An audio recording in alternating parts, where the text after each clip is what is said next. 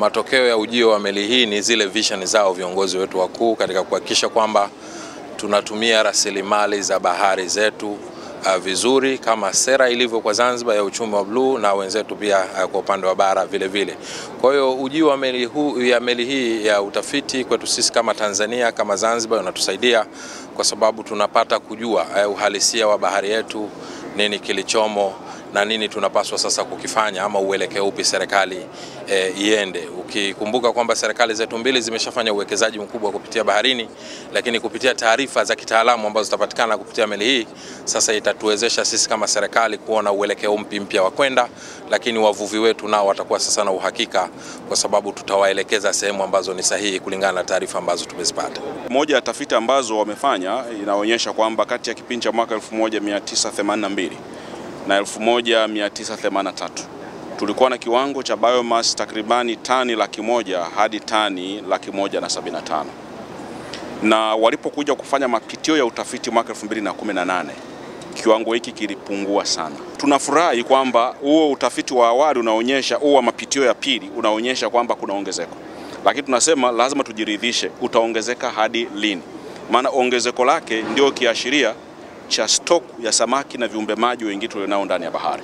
Ndio maana nasema ni muhimu sana, ni jambo kubwa kwetu na lazima kiukweli litusaidie sana kupanga mpango wetu mbele. Kwa hiyo tumeelekezana hapa na tutaendelea kuelekezana kwamba kwenye awamu inayofuata ya mwezi Oktoba na kuendelea mbele lazima tujikite kuhakikisha tunatekeleza hilo. Tujue sisi kwa sasa asset yetu iliyokuwa nayo ina thamani ya kiasi gani, ili mipango tunayoendelea nayo ya kuimarisha sekta ya uchumi wa buluu bara na visiwani iwe ni reflection, iwe inaakisi wingi wa tulichokuwa nacho kwenye bahari zetu. Utafiti huu unaanzia hapa, watazunguka katika maji yetu yote kutokea kusini pale Mtwara kwenda mpaka mwisho wa Pemba. Na tunategemea itachukua kama siku 19 kwa upande wa maji ya Tanzania bara. Lakini watarudi mwezi wa 10. Na katika awamu ya mwezi wa 10 itakuwa haswani kwa ajili ya kuangalia sakafu la bahari lina nini. Na tunatarajia kwamba katika kipindi hicho cha siku 19 watakapopita katika maji yetu watakusanya taarifa za wingi wa samaki, watakusanya taarifa za mtawanyiko, ni wapi samaki wako wengi, kama ni kwenye Zanzibar Channel au ni Mafia au ni Pemba, lakini watatuambia aina mpya zipi za samaki ambazo zimepatikana.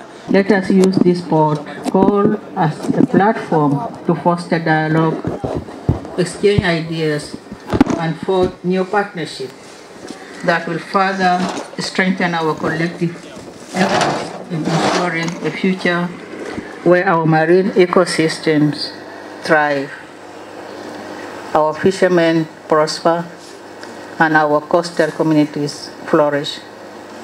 Thank you so much. Asanteni sana.